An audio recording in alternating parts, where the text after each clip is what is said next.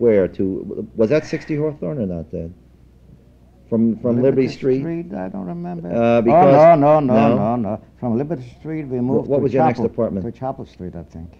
Oh, you did live 28 Chapel Street.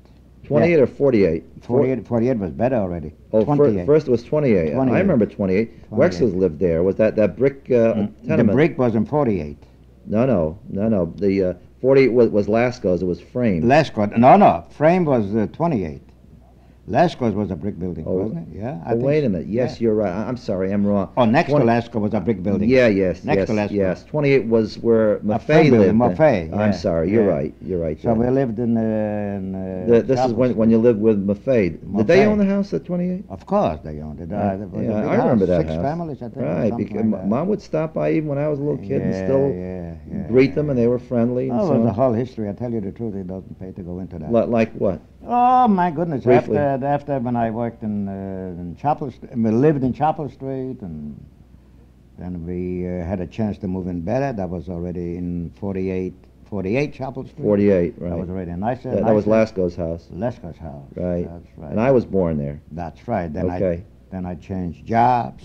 And from Lando you went to? To Cops. Carp Brother and Rosen. Cops, Brothers and Rosen. That was on Hawthorne Street. That was 60 Hawthorne Street. 60 Hawthorne Street.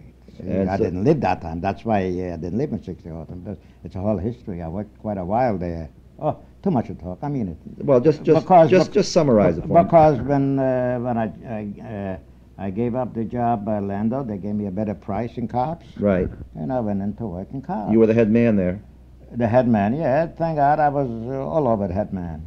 Made out good. Even the biggest depression. Right. I made out very good. And you wanted to live near the job, so you lived in that house next door to the bakery. Well, next door which I remember. Next door to the bakery, that was already later. Oh, I see. Oh, that was a little later, much later. Well, from 48. Because 48, I worked in Hawthorne Street, and at the beginning in Landos, and then in Hawthorne Street for a better price.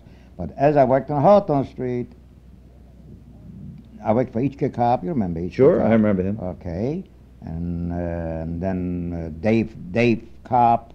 I don't remember. He sold the bakery. It was Pickskill or something. He had a bakery. And he sold it. He was without a job. So that time I will never forget.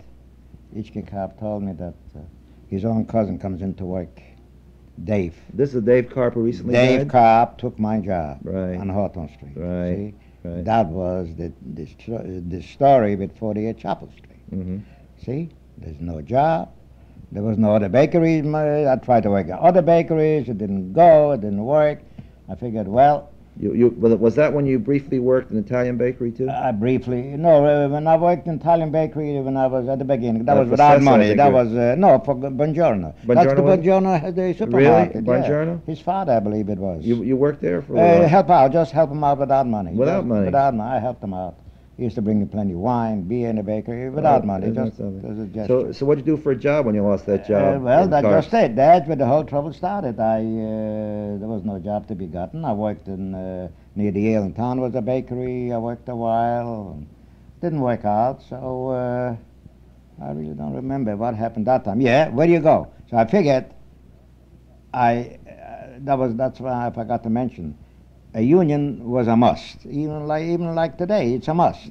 So what did I do? I belonged to Bridgeport. I belonged to Bridgeport Union. Right. I figured from Bridgeport I'd take a transfer. Right. To New York. I always wanted New York because I know New York is the world city. In New York, you can always make a living. You can live. I used to like New York. A youngster, everything was. It's not like today. Yeah. A danger zone. Right. It was a pleasure, as dirty and filthy as it was, but it was livable. Right. It was all conveniences especially for young people. Right. Everything that you really wanted, you had it. Right. So I figured I'll take a transfer from Bridgeport. That time when I lost the job and go New York. Right. Well, I went to the local board in New York with that transfer from Bridgeport, and they says we have no opening now, but that was the joint board.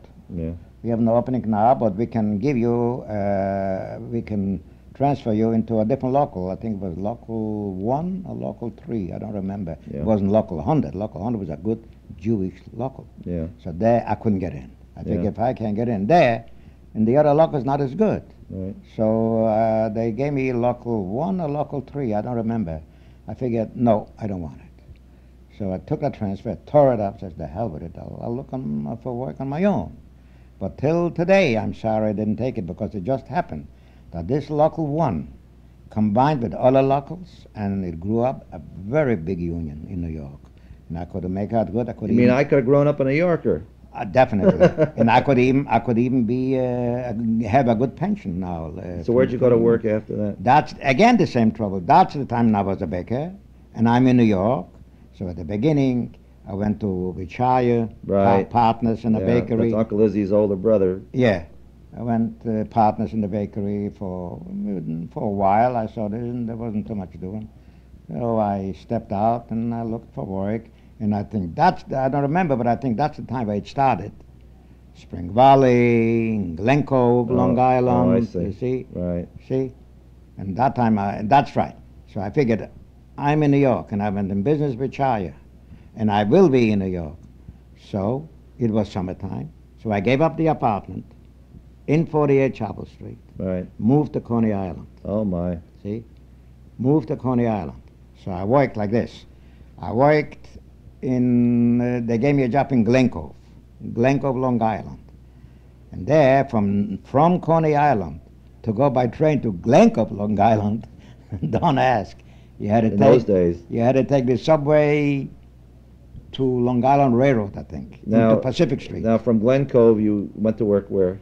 In Glen Cove, I worked quite a while. It was impossible. I had to commute from Glen Cove to Coney Island every day. That's right. That time, when you was just in your beauty age, you started to grow nicely. I remember like now, you must have been, I don't know, very young. So very young, because I don't remember. I know you don't remember. The earliest, was a year old or the earliest that I remember is 60 Hawthorne Street. It must have been 2 years. Well, 60 Hawthorne Street already came after that. Yeah. See, so I couldn't. It was impossible. So I figured, well, we'll take the next best. What was the next best? He gave me a job in Spring Valley. Right. Okay. So I worked in Spring Valley. I come home once a week to Coney Island. So, a married man, 2 children, Spring Valley. You don't see the family. So I figured, how long can that go? Right. So I gave up the job in Spring Valley and came to that corner again to look for another job. Right. Sure enough, as luck would want it, Dave Cobb took sick on that job. H.K. Cobb looked for a man. Mm-hmm. He knew I don't work yet, so he came himself to that corner, look for a man. He saw me there. He gave me any condition I wanted. That was Come good. back. That was good. Come back to us to work. So I put myself that time, my price and everything else. Of course, I had no apartment. See, that 48 Chapel Street was gone. But that's the time where the 60 Hawthorne Street started in that backyard. It was right next to the bakery. Next to the right bakery, smack and next nice to it. 4-room apartment. I don't know what. Oh, it was very nice. The toilet was out in the hall. Well, but it was clean. It was nice. Oh, it was clean. Better than nothing. There was no chance to get rooms. And no the chance. only source of heat was the stove in the kitchen. But I was next to the bakery. And there was no electricity. No electricity. Right. You had a quarter meter gas. You had a meter. And you shared the house with the Schwarzes.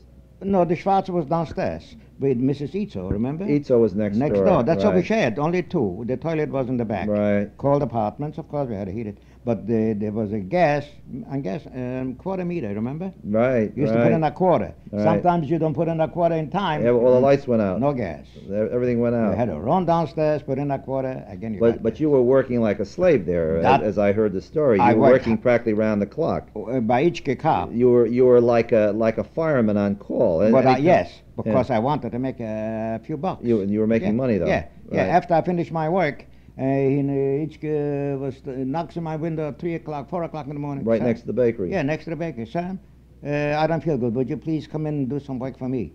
After I was supposed to rest after my work. I said, sure, why not?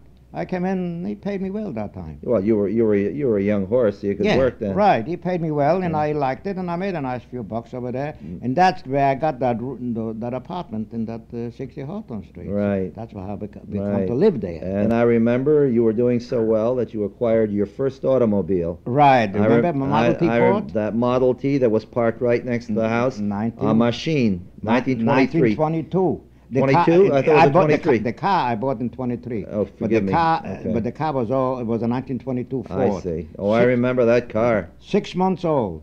the car. Right. Dave Sussman, remember? Yeah. He had yeah. that car. I was